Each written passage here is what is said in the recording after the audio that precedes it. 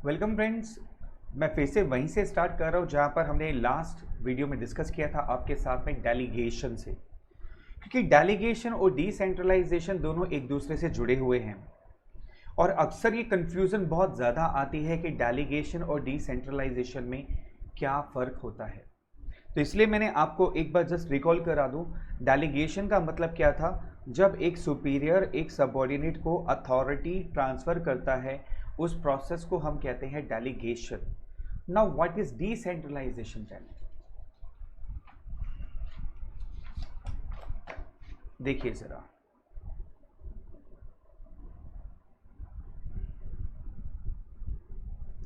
जब एक सुपीरियर ने अपने सबऑर्डिनेट को अथॉरिटी ट्रांसफर की, इस प्रोसेस को हम कहते हैं डेलीगेशन। क्या बोलते हैं? डेलीगेशन। और जैसे ही ये सबऑर्डिनेट अपने जूनियर को अथॉरिटी देगा, this process would call decentralisation.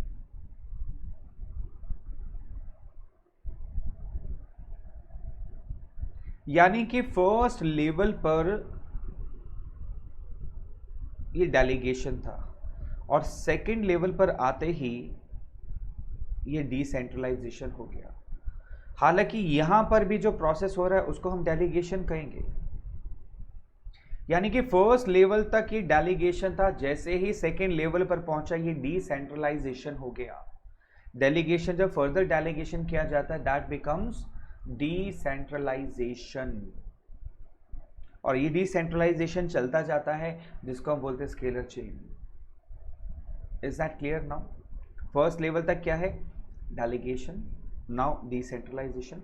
या आप एक और अब केस स्टडी में आइडेंटिफाई करने के लिए आएगा what is delegation, what is decentralization, आप कंफ्यूज हो जाएंगे। तो उसके लिए बड़ी आसान से पहचान, अगर केस स्टडी में केवल दो लोगों की बात की जा रही है, एक सुपीरियर की और एक सबऑर्डिनेट की, और अथॉरिटी ट्रांसफर की, that would be the case of delegation. लेकिन जहां पर वो फर्दर लोअर लेवल की बात करेगा तो वो क्या हो जाएगा? Decentralization. Now it's clear. if the case study is talking about only two person, it is delegation. As they are talking about the next level, it is decentralization. पक्का clear हो गया? चलिए, दैट्स ग्रेट। मैं एक छोटा सा case study और लेता हूं। एक एग्जाम में पूछा गया था और आपने मुझे आंसर देना है, is it A case of delegation और डिसेंट्रलाइजेशन। एक मैनेजर थे और सीनियर मैनेजर, उनसे परचेज मैनेजर ने कहा कि आप मुझे कुछ अथॉरिटी दे दो ताकि मैं अपने डिसीजन खुद ले सकूं। मुझे बार बार आपके पास आना होता है, तो कुछ मेरे को आप अथॉरिटी दे दो। तो सीनियर मैनेजर ने कहा कोई बात नहीं। आप परचेज मैनेजर को उन्होंने अथॉरिटी दे दी। अब परचेज मैनेजर को अथॉरिटी मिली तो सेल्स मैनेजर भी खड़े हो गए, अरे उनको पावर दे दी, मुझे क्यों नहीं दी है? हम भी तो डिस्काउंट देते हैं, बार बार जाना पड़ता है। उन्होंने सीनियर मैनेजर से रिक्वेस्ट की कि भैया आप हमें भी अथॉरिटी दो ताकि हम भी अपने लेवल पर डिस्काउंट शेयर कर सकें, डिस्काउंट दे सकें। सीनियर मैनेजर ने उनको भी अथॉरिटी दे दी कि चलो आप भी कुछ अथॉरिटी ले लो, आप भी डिसीजन मेकिंग खुद कर लिया करो। अब परचेज मैनेजर और सेल्स मैनेजर को अथॉरिटी मिली तो प्रोडक्शन मैनेजर भी खड़े हो गए, बोलते हैं कि भैया हम कोई अलग थोड़ी हैं, हमें भी अथॉरिटी दो, हम प्रोडक्शन करते हैं, हमारे पास भी तो कुछ पावर होनी चाहिए। उन्होंने कहा चलो ठीक है, आपको भी पावर दे देते हैं, तो उनको भी दे दी। ये कौन से थे हमारे? ये थे हमारे सीनियर मैनेजर। ये कौन है हमारे? Purchase manager.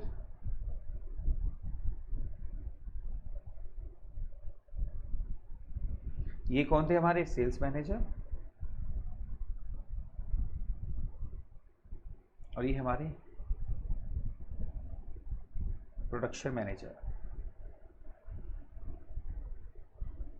क्वेश्चन में पूछा गया कि ये जो केस है ये डेलीगेशन है या डिसेंट्रलाइजेशन है? बहुत सोच समझ के बताइएगा, मैं आपको टाइम दे रहा हूं, दोबारा से सोच लेना।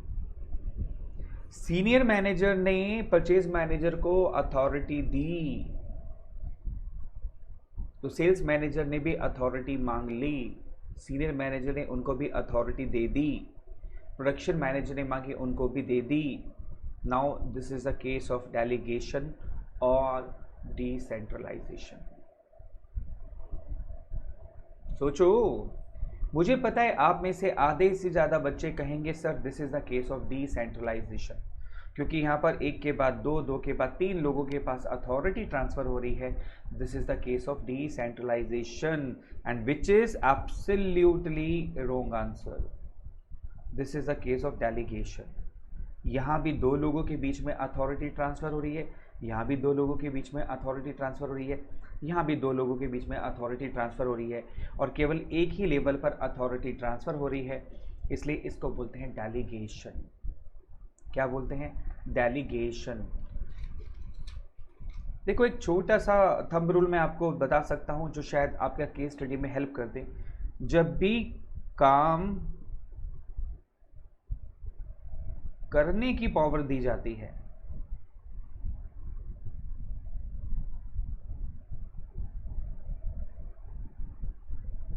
उसको बोलते हैं डेलीगेशन।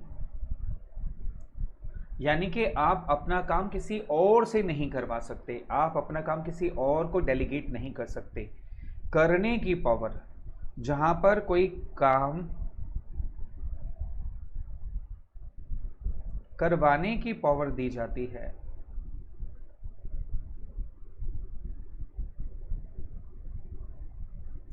उसको बोलते हैं डिसेंट्रलाइजेशन। क्योंकि काम करवाने की पावर का मतलब है आपको फर्दर डेलीगेशन नेक्स्ट लेवल पर करना होगा। तो काम करने की पावर दी गई तो डेलीगेशन, करवाने की पावर दी गई तो वो क्या हो गया? Decentralization. Is that clear now? Delegation decentralization में डिफरेंस समझ आ गया बेटा आपको बहुत अच्छे से? नहीं आया तो इस वीडियो को एक बार दोबारा देखना, क्योंकि सबसे इंपॉर्टेंट कॉन्सेप्ट है ये, जो बार बार एग्जाम में पूछा जाता है, बार बार पूछा जाता है, बार बार पूछा जाता है। ये एक छोटा सा कॉन्सेप्ट और मैं आपको कराना चाहूँगा यहाँ पर, उसको बोलते हैं हम सेंट्रलाइजेशन और डिसेंट्रलाइजेशन। उसमें क्या फ़र्क होता है बेटे? देखो, ये है मिस्टर ए, ये है मिस्टर बी, दोनों ने काम स्टार्ट किया। मिस्टर ए ने काम स्टार्ट किया छोटे लेवल पर, बी ने भी छोटे लेवल से काम स्टार्ट किया, और जब काम में ग्रोथ होने लगी तो ए ने क्या किया? कुछ एम्प्लॉइज को अपने यहां पर रखा।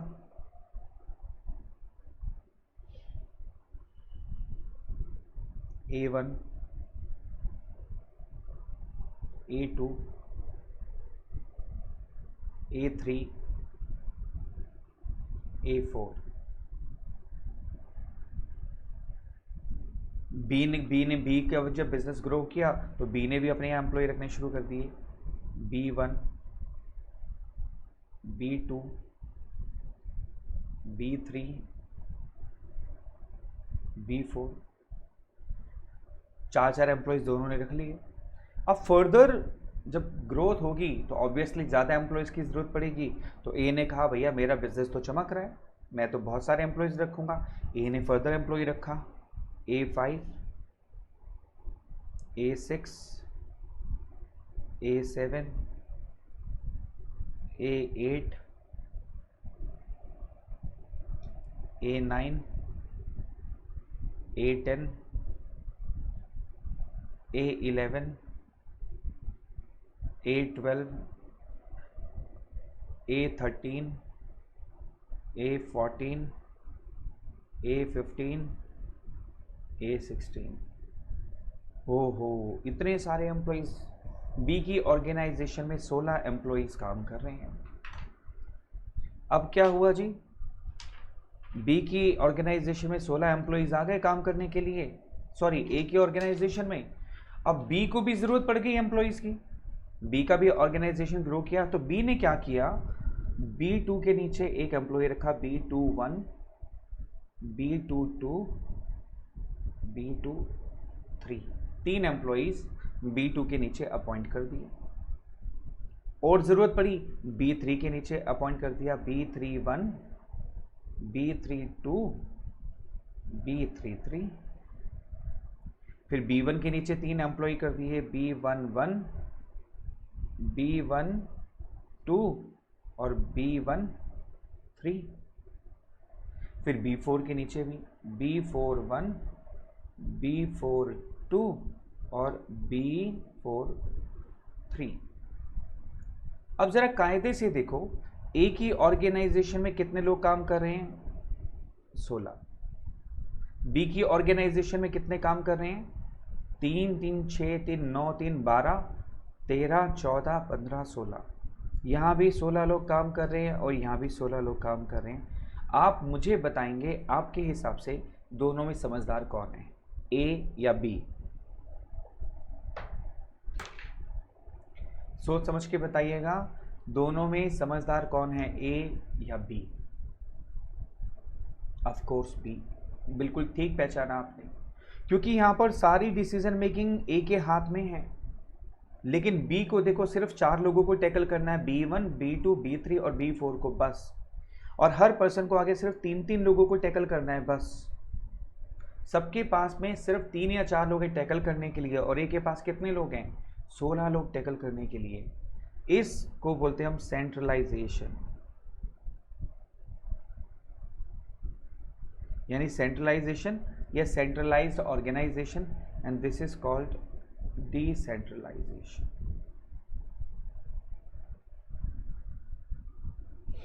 Is that clear now? Centralization decentralization में फर्क समझ आ गया आपको बेटा? जहां पर सारी डिसीजन मेकिंग पावर सेंटर में होती है, दैट इज कॉल्ड सेंट्रलाइजेशन। जहां पर पावर को डिस्पर्स कर दिया जाता है, दूसरों को ट्रांसफर कर दी जाती है, दैट इज कॉल्ड डिसेंट्रलाइजेशन। और यहाँ हमने फ़र्क समझा था डेलीगेशन में और डिसेंट्रलाइजेशन में क्या फ़र्क होता है। एक लेवल पर कर रहे हैं तो डेलीगेशन, सेकेंड लेवल पर पहुँच गए तो decentralization. This is the case of delegation, यानी काम करने की पावर जो दी जाती है वो डेलीगेशन कहलाता है, करवाने की पावर जो दी जाती है उसको डिसेंट्रलाइजेशन हम कहते हैं। Concept is clear now? चलो अब डेफिनेशन के साथ, थ्योरी के साथ इसको पढ़ते हैं। डिसेंट्रलाइजेशन का मतलब क्या होता है? Those organizations in which decision making authority lies with the top management are termed as centralized organization. यानी जहां पर सारी अथॉरिटी टॉप लेवल के पास होती है उसको हम बोलते हैं सेंट्रलाइज्ड ऑर्गेनाइजेशन, जैसा कि ए के केस में था। whereas those in which such authority is shared with lower levels are decentralized organizations। जैसा कि बी की केस में था, बी ने अपनी अथॉरिटी को शेयर किया था, that is called decentralized organization. An organization can never be completely centralized or decentralized as it grows in size and complexity।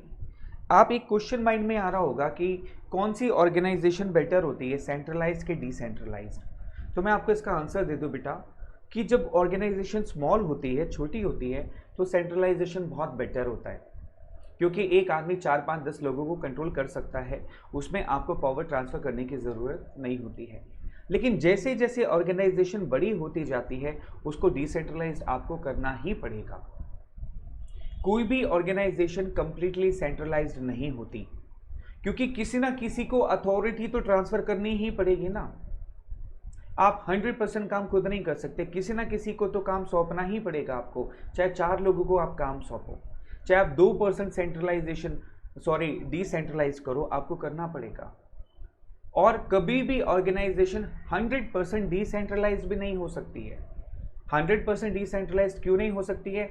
अगर आपने सारी की सारी पावर अपने जूनियर्स को दे दी तो जो मेजर डिसीजन मेकिंग पावर है वो आपसे छिन जाएगी, यानी टॉप लेवल से छिन जाएगी। इसलिए कभी भी top level 100% authority down the line transfer नहीं करता, डिसेंट्रलाइज नहीं करता।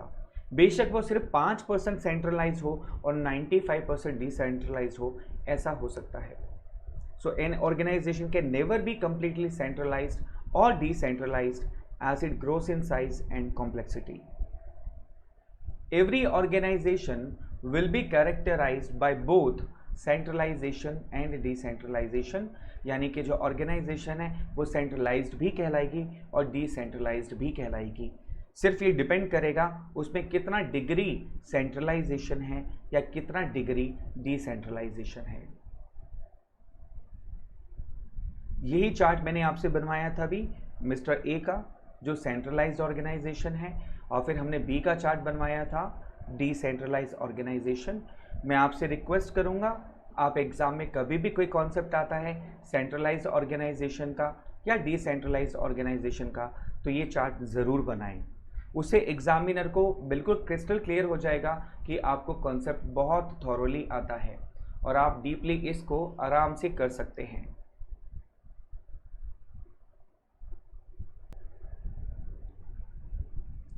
Promotes confidence amongst employees.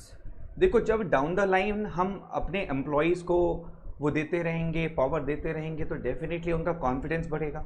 तो सबसे बड़ा फ़ायदा क्या है डिसेंट्रलाइज्ड ऑर्गेनाइजेशन का? इनिशिएटिव अमंग सबऑर्डिनेट्स, यानी कि जो सबऑर्डिनेट्स हैं उनमें इनिशिएटिव आता है, काम करने की जिज्ञासा उठती है, नए नए डिसीजन मेकिंग लेने की उनमें कॉन्फिडेंस आता है, उनमें पोटेंशियल आता है, टैलेंट डेवलप होता है। दूसरा फ़ायदा, it develops managerial talent for the future. देखो, जब हम अपने एम्प्लॉयज़ को डिसेंट्रलाइज करते हैं यानी इनको अथॉरिटी देते हैं, तो उनके सामने अलग अलग डिफरेंट सिचुएशंस आती है जिनको उनको खुद हैंडल करना पड़ता है। जब वो खुद नई नई सिचुएशन को हैंडल करते हैं तो कहीं ना कहीं उनमें डिसीजन मेकिंग पावर आती है, उनका टैलेंट निकलता है, जिससे उनमें डेवलपमेंट होता है। और यही टैलेंट जब डेवलप होता है तो हमारी फ्यूचर में काम आता है। फ्यूचर में यही मैनेजर हमारी सीनियर पोस्ट को टैकल करते हैं, उसको मैनेज करते हैं और ऑर्गेनाइजेशन ग्रो करती है। क्विक डिसीजन मेकिंग होती है। देखो, हर डिसेंट्रलाइज में क्या है, हर सबऑर्डिनेट का एक सुपीरियर बैठा हुआ है ना? हर सबऑर्डिनेट के ऊपर कौन बैठा हुआ है? एक सुपीरियर। तो डिसीजन आसान हो गया ना। कोई भी दिक्कत आएगी तो सीनियर से पूछ लिया, उसको दिक्कत आ रही वो अपने सीनियर से पूछेगा, उसको दिक्कत आ रही वो अपने सीनियर से पूछेगा। तो डिसीजन जो होता है nearest to the point of action होता है और उसमें हमें अप्रूवल की भी जरूरत नहीं पड़ती, क्योंकि हर जो सबऑर्डिनेट होता है वो अपने सीनियर से डायरेक्टली पूछ सकता है कि भैया मुझे प्रॉब्लम आ रही है, बताओ क्या करें। तो सबसे आसान काम क्या हो गया, नियरेस्ट पॉइंट ऑफ एक्शन पे डिसीजन लिया जाता है और डिसीजन मेकिंग क्या हो जाती है, fast. Relief to the top level management. देखो, टॉप लेवल मैनेजमेंट ने क्या किया, पॉलिसीज बना दी और नीचे जो लोअर लेवल है उसको जाकर के ट्रांसफर कर दिया सारा काम। तो अब उनको रिलीफ मिल गया, उनका सारा फोकस किस पर होगा, पॉलिसी बनाने में, ऑपरेशनल डिसीजन लेने में। अब जितने भी रूटीन के काम है वो कौन करेगा, लोअर लेवल काम करेगा ना, जिनको हमने डिसेंट्रलाइज कर रखा है। तो टॉप लेवल रिलीफ हो जाता है, वो मेजर डिसीजन मेकिंग पर फोकस कर सकता है। Facilitates growth, greater freedom, lower levels do best to defeat others and productivity increases. जब हम ग्रेटर फ्रीडम देते हैं लोअर लेवल को तो सारे के सारे दौड़ लगाते हैं, भागते हैं कैसे, ऊपर उठने के लिए, प्रमोशन के लिए, और वो एक दूसरे को डिफीट करने की कोशिश करते हैं, ज़्यादा अच्छा मेहनत करने की कोशिश करते हैं ताकि वो दूसरे जो एम्प्लॉयज़ हैं उनको उनसे ज़्यादा अच्छा परफॉर्म कर सके, उनको जल्दी प्रमोशन मिल सके। और इससे प्रोडक्टिविटी इंक्रीज करने की एक होड़ लग जाती है, सब लोग प्रोडक्टिविटी के पीछे भागते हैं।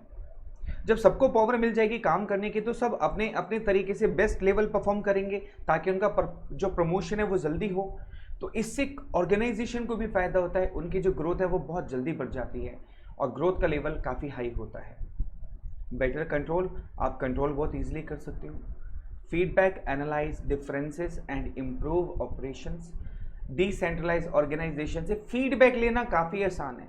जैसा कि मैंने शुरू में कहा कि हर सबऑर्डिनेट का एक सुपीरियर होता है, फिर वो जो सुपीरियर है वो भी किसी का सबऑर्डिनेट होता है। जैसे एक पर्सन फादर भी हो सकता है, बेटा भी हो सकता है, राइट।